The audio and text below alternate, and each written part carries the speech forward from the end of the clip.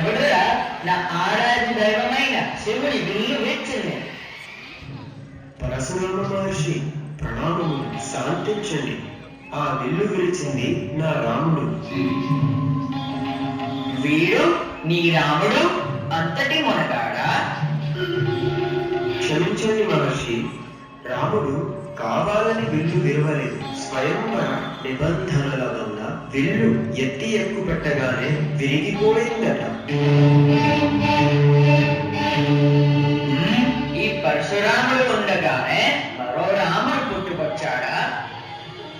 ఏరా అర్భక, ఆ శివధనుస్సును విరవగానే వీరుడు అనుకున్నావా?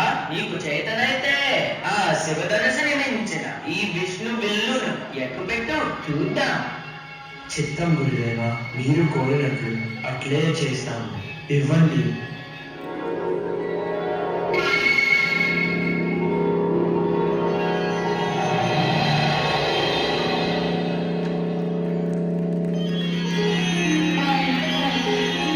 నాయనా శ్రీరామచంద్ర, నీకు సాక్షాత్తు నారాయణుడివే అని తెలిసింది. నాకు కనువిప్పు కలిగింది. శుభమస్తు.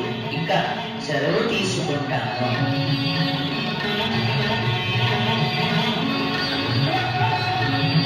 దశరథ మహారాజా, ఇక ఈ వివాహ వేడుకలను కొనసాగిద్దాం రండి.